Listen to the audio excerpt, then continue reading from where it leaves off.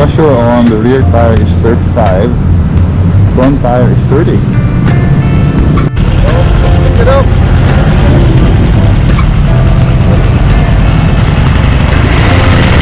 So next stop, I don't know, maybe in Argao or somewhere.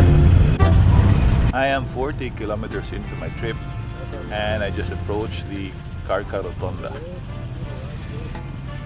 A few hundred meters ahead, I encountered a bottleneck because of some road construction going on. It was also a good time to fix my rear view mirror as it was swinging loosely, so I had to tighten it.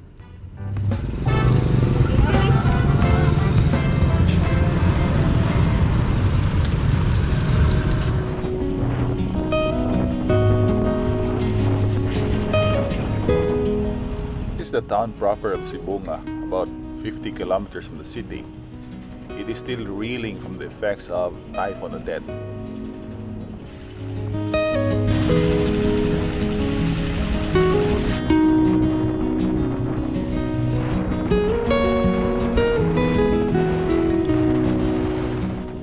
While some of the roads going south are newly minted, most of the roads are crap.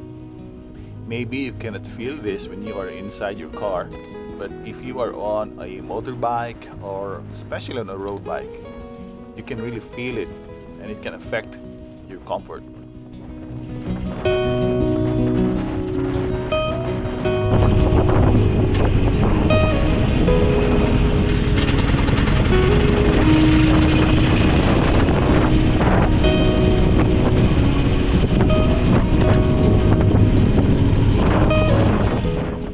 I am now approaching the town of Argao, about 75 kilometers from Cebu City.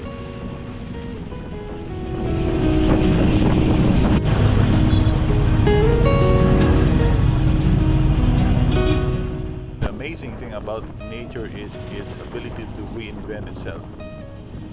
Look at the surrounding areas, the greens are back.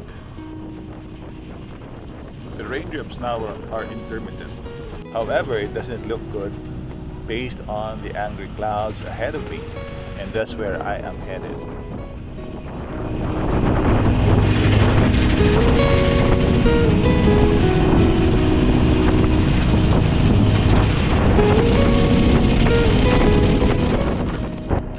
Although it wasn't a proper downpour at this point, the rain was incessant. It did not bother me at first, but as I got closer to the port of Mainit, Oslo, my Peter Sagan shirt was soaked, and I was about to be shivering. I wish I had my jacket on, but I was afraid to stop and miss the time cut as it was getting late.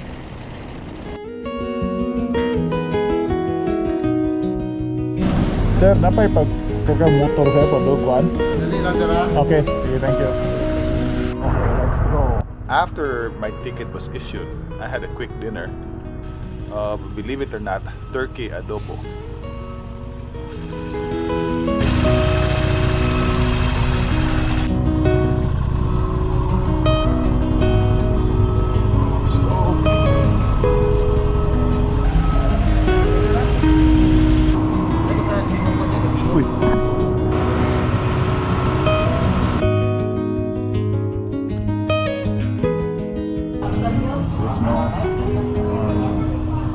Numbers do not work here. Just find your own spot.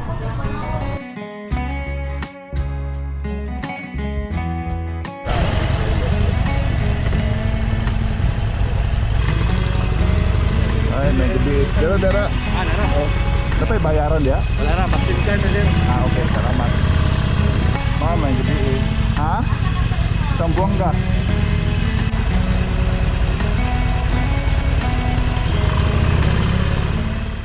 I was now on my way to my lodging house for the night, about 8 kilometers away, heading for Dipolo. I had booked it 2 days ago.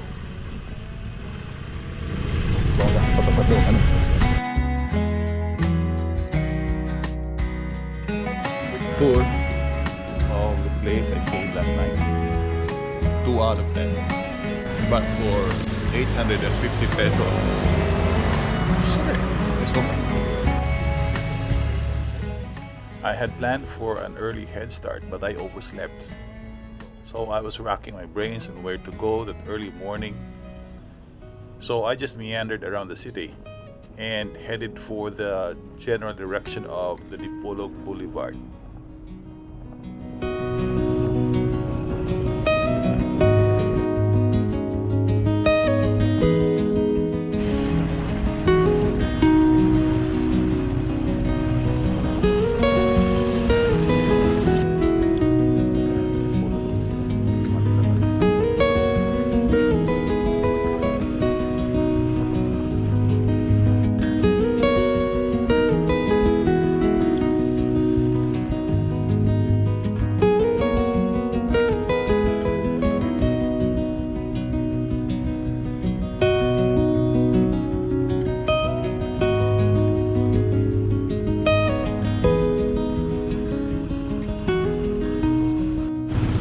It's a shame I couldn't fly my drone because it's a restricted area. There is an airport somewhere around here. That's why they let allow you to fly drone. But it's a very nice place.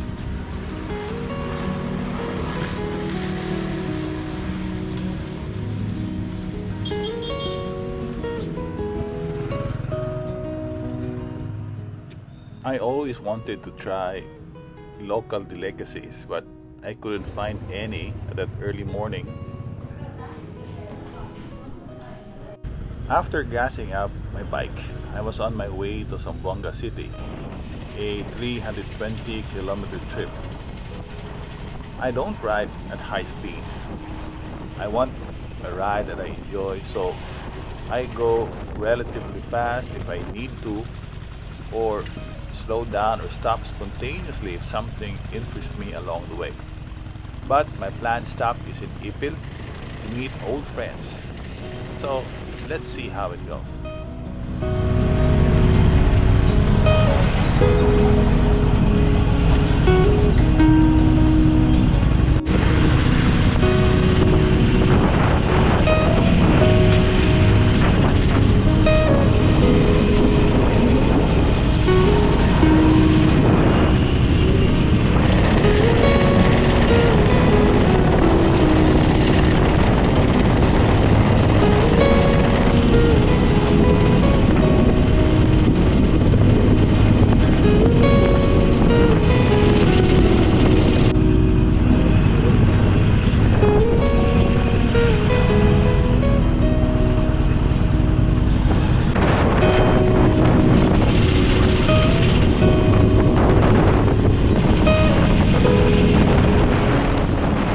Sindangan is the fastest growing community after Dipolog City, and because of that there are plans of changing its status to a city.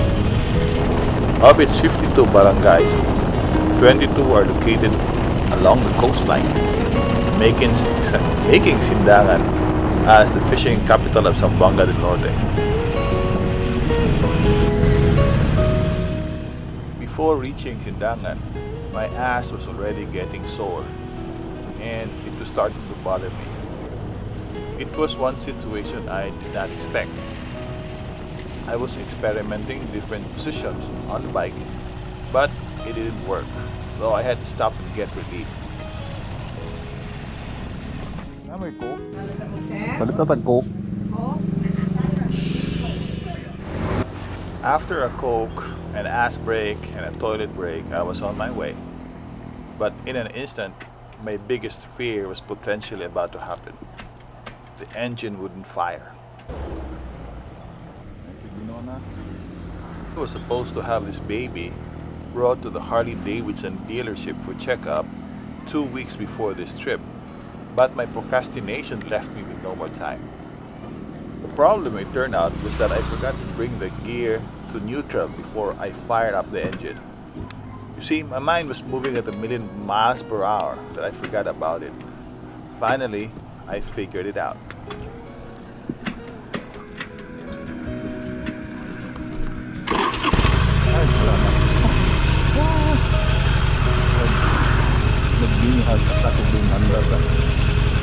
Okay, let's go. Yes, I almost had a mini heart attack in a place where I know no one. And there has to be a lesson somewhere in this for me.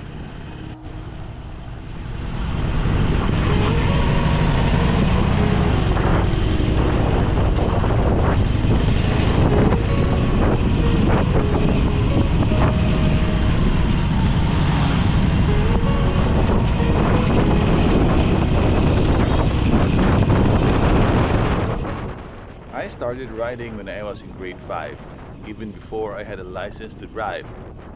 I only got my license in 1993. My dad bought a second-hand 180cc Yamaha back in 1971, but somebody stole it while he was watching the James Bond flick, Diamonds Are Forever.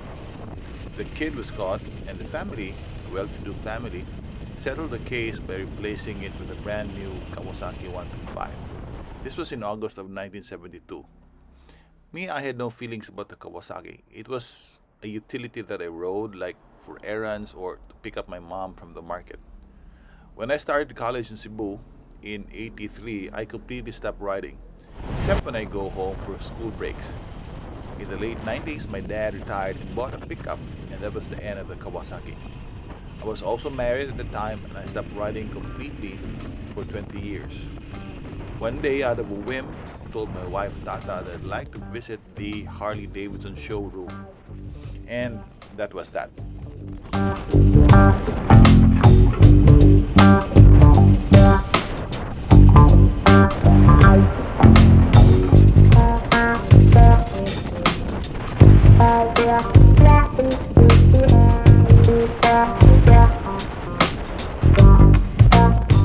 I was very conscious about the gas situation with my bike, as the Iron 883 does not carry a lot of it, since the tank can only receive about 12 liters. So I made it a point to stop for gas even before the low gas warning starts to light up.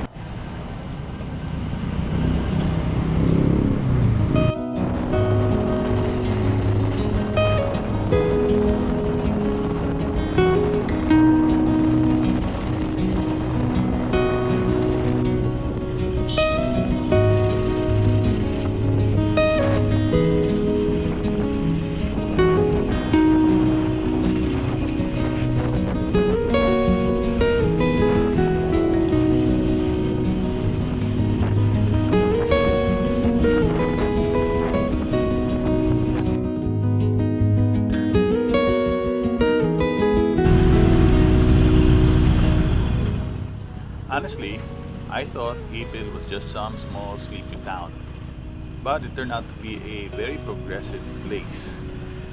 Ipil used to be a part of the province of Zamboanga del Sur until a Republic Act made it into a new province with Ipil, which is not yet a city, as its capital. Ipil came into prominence back in 1995, national prominence, when it was attacked and pillaged by a band of Abu Sayyaf militants who shot civilians, strafed buildings and houses, looted banks up to an estimated 1 billion pesos. Fortunately, Ipil has bounced back to what it is today.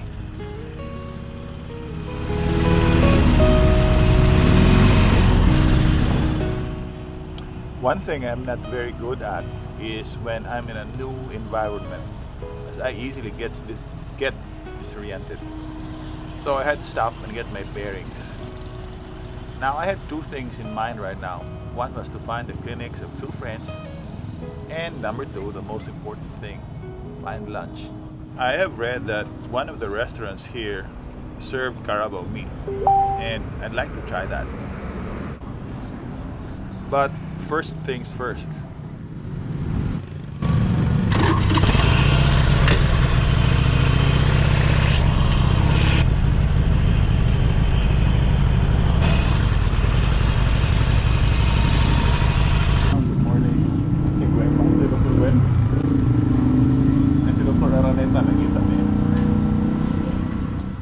Unfortunately, Gwen was out, but I talked to her mom and I promised to drop by on my way home.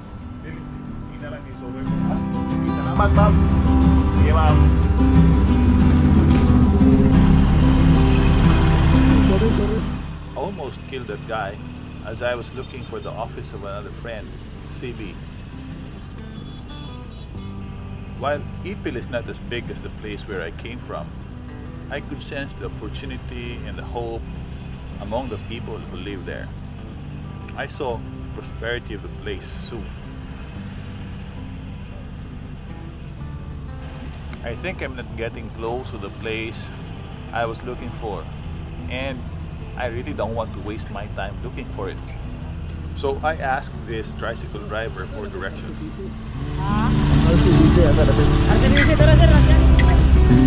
Salamat ha.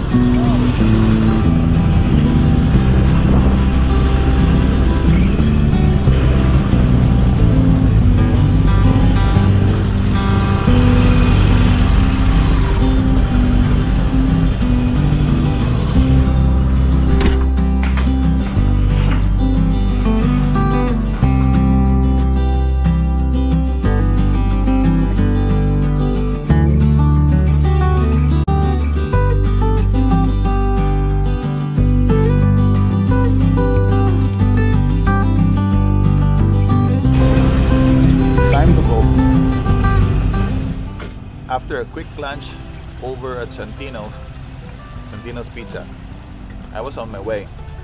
This is now the last leg of my adventure, which is about 120 kilometers, Ipil to Zamboanga City.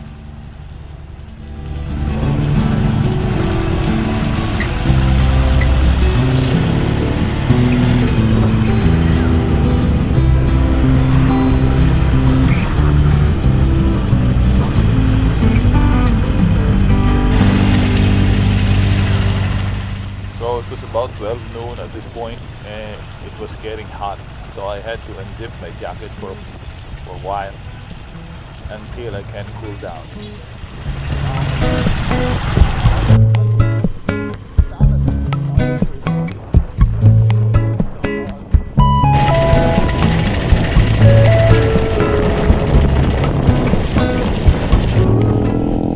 So I was just following this Skylab motorbike in which wooden wings are attached to it and where extra passengers can be seated.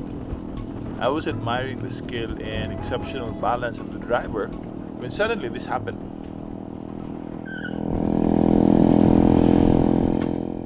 And just like that, the engine went dead. It just died on me. Saw a shade ahead and decided to cruise towards it, or until it came to a full stop. I was a little bit alarmed, but not really scared. I was very confident that whatever is going to happen, I would still arrive in time.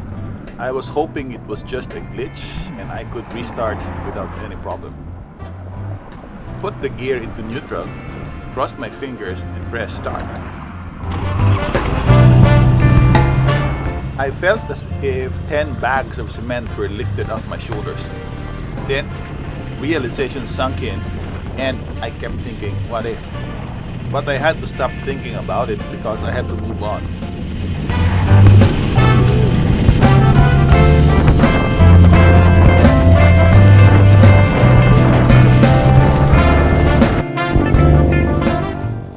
Sandwiched between Ipil and Zamboanga City is a sparsely populated land. There is no industry that I can see along the way. Generally, the road is good, but there are also areas where huge potholes and cracks exist. And if you are not careful, it could lead to some nasty crash. There are also lots of bridges and roads that are being renovated and constructed.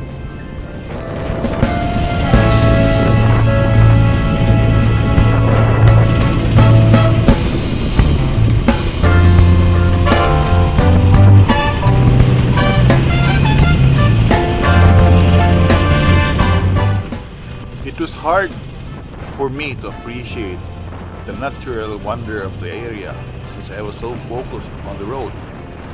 But it was not difficult to see its beauty. However, it seems ironic that such peaceful greenery and so much history of content.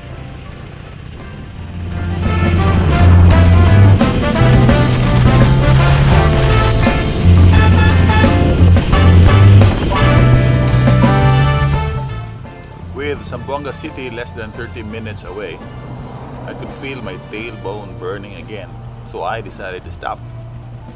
A 10-minute break was all I needed, a small price to pay for all the fun.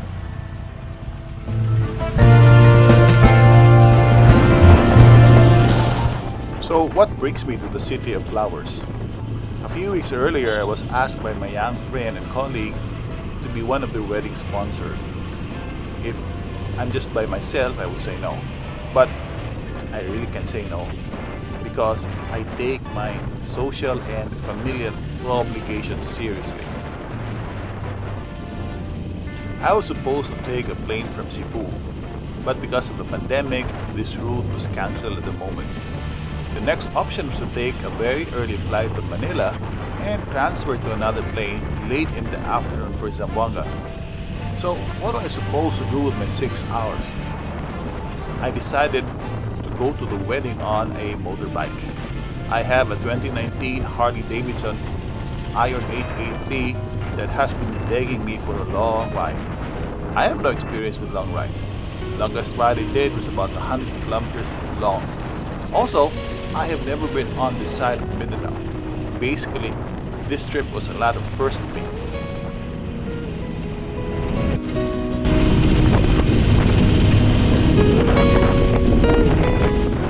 When I plotted the course and the schedules, I realized that I'd miss all the fun if I have a schedule. So, other than the boat schedules, I decided not to have a schedule, except that I have to arrive in Zamboanga before dark. I had a general plan of taking the land trip from Cebu City to Oslo and take the ferry to the Pitan. After that, it was touch and go.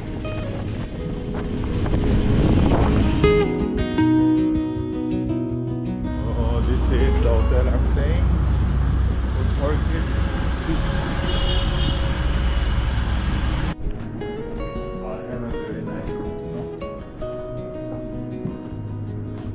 Dapat yung veranda. So, ito na airport na siya. Okay.